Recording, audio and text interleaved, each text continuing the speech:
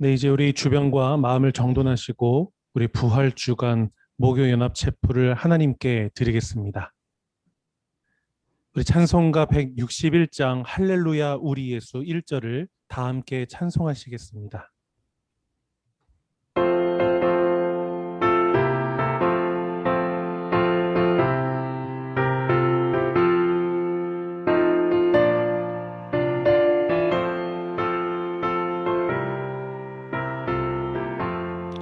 할렐루야 우리 예수 부활승하셨네. 세상 사람 찬양하니 전사라 파도다. 그 예수 부활하사 사망권 이겼네. 그 예수 부활하사 사망 권세 이겼네. 우리 다 함께 기도하실 때 서한길 간사님 기도해 주시겠습니다. 예, 기도하시겠습니다. 내가 받은 것을 먼저 너희에게 전하였노니 이는 성경대로 그리스도께서 우리 죄를 위하여 죽으시고 장사지된 바 되었다가 성경대로 사흘 만에 다시 살아나사 하나님의 약속대로 이 땅에 우리 죄를 위해 오셔서 죽었다가 다시 사신 하나님 되신 예수 그리스도를 찬양드립니다. 그분이 부활하셔서 하나님의 아들임을 보여주셨기 때문에 우리가 이 자리에 함께 모여서 예배하고 있음에 감사드립니다. 지금은 이 땅에서 살아가지만 우리도 예수님과 같이 부활할 소망을 가지고 살아가게 하심에 감사합니다.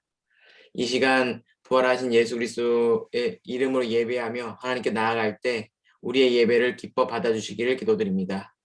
마리아라는 제목으로 이찬진 목사님께서 말씀을 나눠주실 때 성령님의 큰 은혜를 더해 주셔서 말씀을 통해 그리스도의 사랑을 알아가고 배워가는 시간 되길 기도합니다.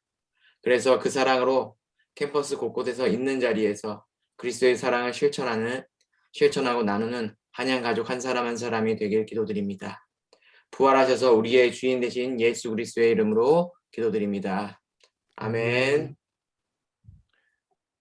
이 시간 우리에게 주시는 하나님의 말씀 요한복음 20장 11절에서 16절까지의 말씀입니다. 그런데 마리아는 무덤 밖에 서서 울고 있었다. 울다가 몸을 굽혀서 무덤 속을 들여다보니 흰 옷을 입은 천사 둘이 앉아 있었다. 한 천사는 예수의 시신이 놓여있던 자리 머리맡에 있었고 다른 한 천사는 발치에 있었다. 천사들이 마리아에게 말하였다. 여자여, 왜 우느냐? 마리아가 대답하였다. 누가 우리 주님을 가져갔습니다. 어디에 두었는지 모르겠습니다. 이렇게 말하고 뒤로 돌아섰을 때에 그 마리아는 예수께서 서 계신 것을 보았지만 그가 예수이신 줄은 알지 못하였다. 예수께서 마리아에게 말씀하셨다. 여자여, 왜 울고 있느냐? 누구를 찾느냐? 마리아는 그가 동산지기인 줄 알고 여보세요, 당신이 그를 옮겨 놓았거든 어디에다 두었는지를 내게 말해주세요. 내가 그를 모셔가겠습니다 하고 말하였다. 예수께서 마리아야 하고 부르셨다. 마리아가 돌아서서 히브리 말로 라부니 하고 불렀다. 그것은 선생님이라는 뜻이다. 복음서의 말씀입니다. 주님을 찬양합니다. 이 시간 마리아라는 제목으로 이천진 목사님 말씀 증언해 주시겠습니다.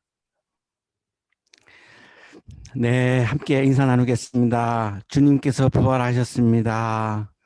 주님께서 부활하셨습니다. 주님께서 부활하셨습니다.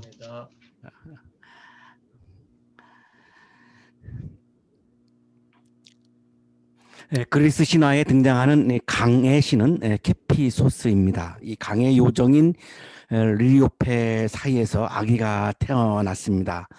이 아기의 모습이 사람의 얼을 빼놓을 만큼 아주 잘생긴 그런 아이였는데요. 나르키소스라고 그 아이의 이름을 그렇게 불렀습니다. 이 나르키소스가 16살이 되었을 때 수많은 선남 선녀들이 나르키소스를 보기만 하면 사랑을 느꼈습니다. 그 정도로 사람을 이렇게 끌어들이는 굉장한 매력을 지닌 그런 아이였던 것입니다. 어느 날 나르키소스가 사냥을 하고 있었습니다. 사슴 한 마리를 발견했고 사냥 그물 안에 막 이렇게 몰아넣고 있는 그런 찰나에 한 요정이 나르키소스를 보고 첫눈에 반해 버렸습니다. 그 요정의 이름이 에코입니다. 이 에코는 아주 말하는 거를 좋아했습니다. 나의 말을 좋아한 것이죠. 상대방이 말을 할 때에도 듣지를 못합니다. 내가 말을 하지 않고는 견딜 수가 없기 때문에 상대방이 말할 때에도 내가 계속해서 말해야만 하는 그런 에코였습니다. 그런데 이 에코가 자기 혼자서는 말을 할 수 없게 됩니다. 남이 이야기하는 거를 따라서만 말을 하게 됩니다. 그렇게 된 데에는 사연이 있었습니다. 여신 헤라는 남편 제우스의 바람기 때문에 아주 속을 썩었습니다. 어느 날 제우스가 산 자락에서 숲의 요정과 뒹굴고 있었고 그것을 발견한 헤라가 불이 나게 산자락으로 내려옵니다. 그리고 앞에 있는 에코에게 제우스의 행방을 묻습니다. 워낙 말하는 것을 좋아하는 에코는 되는 소리 안 되는 소리 막 늘어놓습니다. 한참을 이야기한 거죠. 그러는 사이에 제우스는 사라져버리고 말았습니다. 한참 시간이 흐르고 나서 에코의 혓바닥에 휘둘린 것을 안 헤라가 에코를 저주합니다. 나를 속인 그 혓바닥 그냥 둘 줄 아느냐? 이제부터 너는 말을 하되 한마디씩밖에는 할 수 없다. 그것도 남의 말을 되받아서만. 이 헤라의 뜻이다. 그 이후 에코는 남이 이야기하는 맨 뒤에 한 단어만 따라서 하게 할 수밖에 없는 그런 상황이 되어버린 거죠. 이 에코가 나르키소스의 모습을 보고 마음을 송두리째 빼앗겼고 에코의 가슴은 막 뜨거워집니다. 금방이라도 타버릴 것 같습니다. 에코는 사랑을 고백해야 되겠는데 먼저 말을 할 수가 없습니다. 나르키소스가 큰 소리로 동물들을 부릅니다. 누가 없나? 가까이? 그러면 에코가 마지막 말을 따라서 하는 거죠. 가까이. 나르키소스가 난데없이 들려온 여성의 목소리에 놀라가지고 걸음을 멈추고 사방을 둘러보고 조금 전보다 더 큰 소리로 외칩니다. 누가 있거든 이쪽으로 좀 와. 그럼 에코가 와. 왜 안 오는 거야? 거야. 이상하게 생각한 나르키소스가 다시 고함을 지릅니다. 이리 와, 오라니까, 오라니까. 더 이상 참을 수 없는 에코가 숲속에서 나와가지고 나르키소스의 목을 껴안았습니다. 나르키소스는 놀라면서 도망치면서 소리를 지릅니다. 이 손 치워. 차라리 죽지. 너 같은 것에 품에 안겨? 안겨. 목을 당한 에코가 동굴에 들어가서 나오지 않습니다. 에코의 몸은 재로 변했고 바람에 날려가고 뼈도 가루가 되어서 날아가 버리고 소리만 남게 됩니다. 숲속에 맑은 물이 고인 샘이 있었고 사냥을 하던 나르키소스가 더위에 지쳐서 이 샘에 왔습니다. 샘물을 마시려고 이렇게 엎드렸는데 물속에 비친 자신의 모습을 보고 넋을 잃고 맙니다. 입술에 입을 대고 싶었습니다. 그래서 더 이렇게 몸을 구부렸는데 자신의 입술이 거기에 닿지를 않습니다. 목을 만지고 싶었습니다. 물에다가 손을 넣었는데 목을 만질 수가 없습니다. 아, 그랬었구나. 내가 지금껏 보아오던 모습은 바로 나 자신이었구나. 이제야 알았구나. 내 그림자여서 나와 똑같이 움직였던 것이구나. 이 일을 어쩔고 나는 나 자신을 사랑하고 있었구나. 나 자신에 대한 사랑의 불길에 타고 있었구나. 한탄하면서 샘물에 비치는 얼굴을 다시 한번 눈여겨서 바라봅니다. 입술에 입을 댈 수도 없고 그리고 목을 만질 수도 없고 그것이 불가능함을 알게 된 이 나르키소스가 너무 슬퍼서 눈물을 흘립니다. 눈물이 샘물에 떨어지면서 물 위에 파문이 일고 자신의 그 아름다운 모습이 사라지고 말죠. 사라져가는 그 영상을 바라보면서 나라케소스가 외칩니다. 어디로 도망쳐? 이 부정한 것아. 너를 사랑하는 나를 버리지 마. 내 몸에 손을 대는 게 싫다면 손대지 않으마. 그러니 이렇게 바라볼 수 있게만 해주어. 바라보면서 내 슬픈 사랑을 이별하게 해주어. 슬픔을 이기지 못한 나라케소스가 웃옷을 찢고 가슴을 치기 시작합니다. 주먹에 맞은 가슴 부분이 장밋빛으로 물듭니다. 피가 나오기 시작합니다. 그 아름답던 살갗도 빛을 잃어가기 시작했고 많은 선남 선녀들이 반했던 그런 젊음의 아름다움도 그에게서 빠져나오기 시작합니다. 자기 자신조차 그렇게 정신없이 바라보았던 그 아름다운 황홀한 모습도 그의 몸을 떠나게 됩니다. 나라케소스는 푸른 풀을 베고 누웠습니다. 죽음이 찾아왔고 아름답던 그의 눈을 죽음이 그의 눈을 감기었습니다. 로마의 시인 오비디우스는 변신 이야기에서 나라케소스의 최후의 장면을 이렇게 묘사하고 있습니다. 그의 시신은 어디에도 없었다. 그들은 시신 대신 노란 중심부가 하얀 꽃잎들에 둘러싸여 있는 꽃 한 송이를 발견했다. 죽은 나라케소스는 수선화로 이렇게 피어나고 있었던 것입니다. 내 마음속에 나의 소리로 가득 차 있는 사람은 남의 말을 들을 수가 없습니다. 에코가 상대방이 말을 할 때 듣지 않고 계속해서 자기의 말을 했습니다. 그러면 상대방의 말을 들을 수가 없습니다. 마찬가지죠. 나의 마음에 나의 소리가 가득 차 있는 사람은 예수님의 소리를 들을 수 없습니다.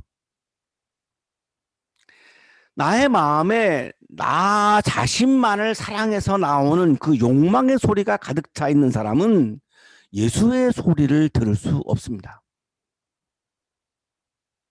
나의 마음에 분노의 소리가 가득 차 있는 사람은 예수님의 소리를 들을 수 없습니다. 예수님의 소리를 내가 듣지 못하면 예수님의 소리를 내 마음에 채우지 못합니다. 자, 내 마음에 예수님의 소리를 채우지 못하면 부활하신 예수님을 만날 수 없습니다. 예수님의 소리를 듣지 못하고 예수님의 소리를 내 마음에 채우지 못하는데 어떤 통로로, 어떤 채널로 부활하신 예수님을 만나실 것입니까? 없습니다. 방법이 없습니다. 자신만의 사랑에 도취되어 있는 이기적인 사람은 계속해서 나에게 집중하기 때문에 나의 눈이 예수님을 바라볼 수가 없습니다. 예수님을 향할 수가 없습니다. 그러면 부활하신 예수님을 만날 수 없습니다. 부활의 세계를 경험할 수 없습니다. 예수님의 부활이 사실이냐 아니냐라고 하는 논쟁은 아무런 의미가 없습니다. 비그리스도인은 비기독교인인 지난 시간에 소개해드렸던 빌라도의 보고서에 부활 사건이 명확하게 기록이 되어 있습니다. 로마 총독한테 보낸 보고서에 부활 사건이 기록되어 있습니다. 유대의 아주 유명한 역사가이죠. 요세푸스가 유대 고대사를 기록했습니다. 이 요세푸스가 기록한 유대 고대사에도 부활 사건이 명백하게 역사로 기록되어 있습니다. 이 논쟁은 아무런 의미가 없습니다. 오늘 우리들에게 중요한 것은 부활하신 예수님을 내가 만나느냐 만나지 못하느냐의 문제입니다. 예수님이 부활하셨는데 내가 만나지 못하면 부활하신 예수님이 나와 아무런 관계가 없습니다. 아무런 의미가 없습니다. 어떻게 부활하신 예수님을 만날 것이냐라고 하는 문제인데 나의 소리로 가득 차 있고 나의 욕망에 가득 차 있고 나의 분노에 가득 차 있으면 내 마음에 예수님의 소리를 채우지 못하면 부활하신 예수님을 만날 수 있는 통로가 없다는 것이죠. 오늘 요한복음 20장 오늘의 성서 본문은 예수님의 소리를 들음으로 부활하신 예수님을 만날 수 있다라고 하는 장면의 말씀을 우리에게 주고 있는 말씀입니다. 그런데 마리아는 무덤 밖에 서서 울고 있었다. 울다가 몸을 굽혀서 무덤 속을 들여다보니 오늘 마리아가 등장을 합니다. 라틴어로 마리아입니다. 헬라어로도 마리아라고 이렇게 부릅니다. 영어로는 메어리, 히브리어로는 이게 미리암입니다. 미리암. 우리가 모세의 누이 동생을 우리가 미리암이라고 부르는데요. 히브리어의 미리암이 라틴어 헬라어로는 마리아입니다. 같은 이름입니다. 요즘 화사라고 하는 가수가 마리아라고 하는 노래를 불러서 굉장히 우리들에게 친숙해진 그런 이름이기도 하는데요. 여기 지금 20장 11절에 나오는 마리아는 막달라라고 하는 이 마을에 사는 마리아입니다. 이 막달라라고 하는 마을은 갈릴리 호수에서 서쪽으로 티베리아스에서 북쪽으로 4.8km에 있는 마을입니다. 이 티베리아스는 로마 황제를 위해서 건설한 도시이고 로마 황제에게 봉헌한 도시이죠. 티베리아스라고 하는 로마 황제, 예수님 공생애 때의 로마 황제입니다. 이 막달라에 살고 있던 마리아는 예수님을 굉장히 사랑하고 존경했던 여성이죠. 예수님이 너무 보고 싶은 겁니다. 날마다 창조적인 소리로 하나님의 나라를 말씀해 주셨고 그때마다 막달라에 사는 마리아는 굉장히 감동을 받았습니다. 그래서 굉장히 힘을 얻었고 용기를 얻었고 희망을 얻었고 위로를 받았는데 그분이 지난 금요일 날 죽으신 거죠. 청천벽력과 같은 그런 소식이었죠. 그분의 이야기를 더 이상 듣지 못하고는 내가 살아갈 자신이 없는 겁니다. 그분의 소리가, 그분의 말씀이 나의 삶을 지탱하게 해 주었는데 이제 그분의 말씀을 듣지 못한다고 생각하니까 견딜 수가 없는 거죠. 실감이 나지 않습니다. 그래서 시신이라도 보고 싶은 겁니다. 그래서 무덤에 간 겁니다. 부활을 기대했거나 부활을 상상했거나 그렇지 않습니다. 시신이라도 보고 싶어서 무덤에 간 거죠. 막달라에 살고 있는 마리아의 시선은 지금 무덤을 향하고 있고 시선을 향하고 있는 거죠. 부활을 향하고 있지 못합니다. 갔더니 놀랍게도 무덤을 막은 돌이 옮겨져 있습니다. 이스라엘의 이 무덤은 우리나라처럼 매장하는 게 아니라 이렇게 굴 속에다가 시신을 넣고 굴로 이렇게 막는 거죠. 그런데 그 돌이 옮겨져 있는 겁니다. 순간적으로 마리아는 누군가가 예수님의 시신을 훔쳐갔다고 생각했습니다. 그렇지 않고는 돌이 옮겨질 이유가 없으니까요. 부활은 상상도 못했습니다. 아직도 마리아는 지금 부활을 상상도 하지 못하고 있고 누군가가 예수님의 시신을 훔쳐갔다고 생각하니까 더 억장이 막 무너지는 거죠. 누가 우리 예수님의 시신을 훔쳐갔단 말인가?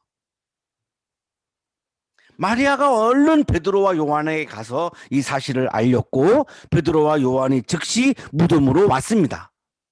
이 두 제자는 주님께서 그렇게 여러 차례 부활을 말씀하셨지만 이 두 제자도 역시 부활을 믿지 못하고 있고 부활을 바라보지 못하고 있습니다. 더군다나 시신이 사라진 것에 대한 슬픔조차도 두 제자는 없습니다. 그래서 두 제자는 다시 있던 곳으로 돌아갑니다. 아주 무심하죠. 부활을 믿은 것도 아니고 예수님의 시신이 사라진 것에 대해서 슬퍼하지도 않고 그냥 무덤덤하고 굉장히 무심합니다.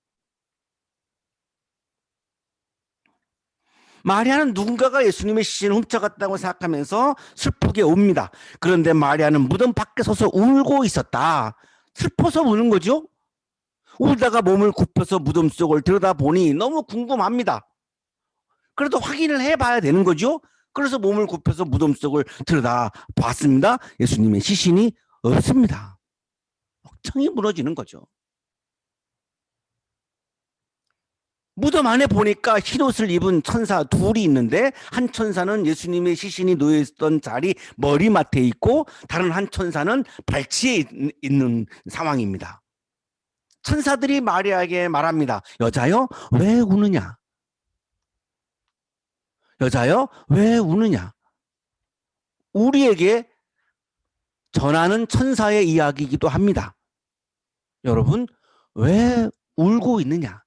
왜 시신만을 바라보며, 왜 무덤만을 바라보며, 왜 실패만을 바라보며, 왜 절망만을 바라보며, 왜 죽음의 세계만을 바라보며, 왜 울고 있느냐? 마리아가 대답합니다. 누가 우리 주님을 가져갔습니다. 어디에 두었는지 모르겠습니다. 마리아는 아직도 부활을 바라보지 못하고 있습니다. 그래서 울고 있는 거죠. 죽음만을 바라보고 있기 때문에 울고 있는 거죠. 희망을 바라보지 못하고 절망만을 바라보고 있기 때문에 울고 있는 거죠. 그 천사가 이 얘기하는 겁니다. 왜 울고 있느냐? 이렇게 말하고 뒤로 돌아섰는데 누군가가 뒤에 서 있습니다. 그런데 마리아는 예수께서 서 계신 것을 보았는데 예수님인 줄을 알지 못했습니다. 렘브란트가 그린 지금 그 그림인데요. 지금 마리아가 이렇게 무덤을 보다가 이렇게 뒤를 돌아다보고 있고 그 뒤에 예수님이 서 계시죠. 그런데 예수님을 알지 못했습니다. 예수님의 얼굴을 모르는 마리아가 아닌데 왜 보았는데 예수님인 거를 모를까요? 부활하신 예수님은 눈으로, 봄으로 만날 수 있는 것이 아니라는 것입니다. 우리의 두 눈으로 부활하신 예수님을 보아서 만나는 것이 아님을 분명히 말씀하고 있는 겁니다.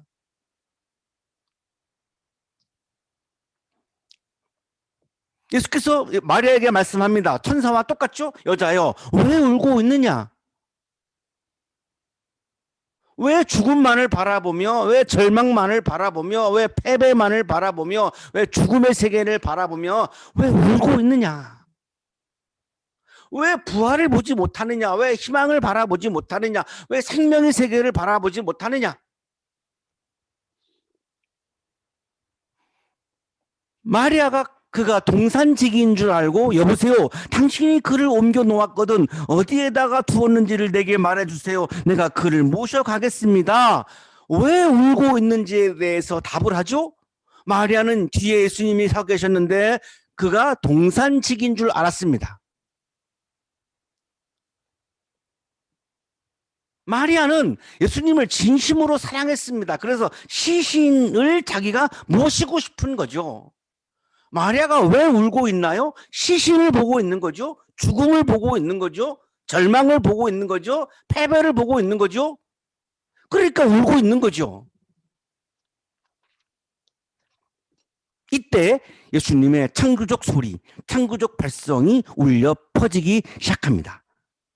이때 무덤에 울려 퍼진, 죽음의 세계에 울려 퍼진, 절망의 세계에 울려 퍼진 예수님의 창조적 소리, 창조적 발성은 딱 한마디였습니다. 마리아야, 마리아야. 이 한마디 예수님의 창조적 소리, 창조적 발성이 마리아가 예수님의 소리를 듣게 되었고, 이 마리아라고 말씀하신 예수님의 이 소리, 예수님의 말씀을 듣는 순간 마리아는 부활하신 예수님을 만나기 시작합니다. 마리아가 돌아서서 히브리 말로 라브니 하고 부릅니다. 그것은 선생님이라고 하는 뜻이다. 막달라 사람 마리아는 예수의 소리, 마리아야 라고 하는 예수님의 창조적 소리, 창조적 발성을 들으면서 부활하신 예수님을 만났습니다. 그 예수님의 소리가 마음에 채워졌고 마음을 울렸죠. 마리아야 라고 하는 이 한마디가 마리아의 마음을 막 울렸습니다. 그때 마리아가 부활하신 예수님을 만났고, 그래서 라브니, 선생님이라고 지금 부르고 있는 거죠. 라브니라고 하는 말은 예수님 당시에 생활용어로 썼던 아람어입니다. 그리스어로는 디다스칼레인데, 여러분들이 우리 교수님들을 만약에 아람어로 부른다면 라브니가 되는 거고요. 그리스어로 우리 교수님들을 부른다면 디다스칼레가 되는 거죠.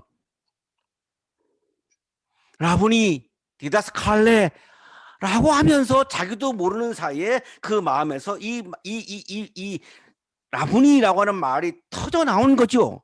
왜? 부활하신 예수님을 만났기 때문입니다. 누민노제 절대 거룩의 체험이었죠. 막달라 사람 마리아는 예수의 소리, 예수님의 말씀을 듣고 예수님의 소리, 예수님의 말씀을 마음에 채웠을 때에 부활하신 예수님을 만났습니다. 예수님의 창조적 소리, 창조적 발성, 예수님의 소리, 예수님의 말씀을 내 마음에 채워야만 부활하신 예수님을 만날 수 있습니다. 유일한 통로입니다.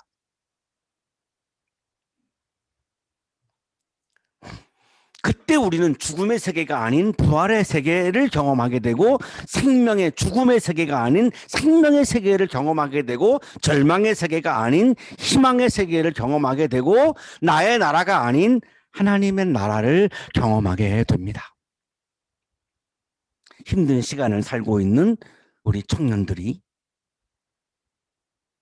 힘든 시간을 살고 있는 우리 한양의 청년들이 나도 모르게 내 마음을 채우고 있는 나의 소리, 욕망의 소리, 분노의 소리를 비우시고 부활하신 예수님의 소리, 예수님의 말씀을 차곡차곡 마음에 채워 나갈 때에 부활의 세계를 경험할 수 있습니다. 생명의 세계를 경험할 수 있습니다. 희망의 세계를 경험할 수 있습니다. 새로운 세계를 경험할 수 있습니다. 부활절을 맞이해서 여러분의 마음을 가득 채우고 있는 나의 소리, 패배의 소리, 절망의 소리, 죽음의 소리, 욕망의 소리를 비우시고 부활하신 주님의 소리를 채우셔서 희망의 세계를, 새로운 세계를, 부활의 세계를, 생명의 세계를 경험하는 부활절기가 되시기를 주님의 이름으로 축복합니다. 아멘.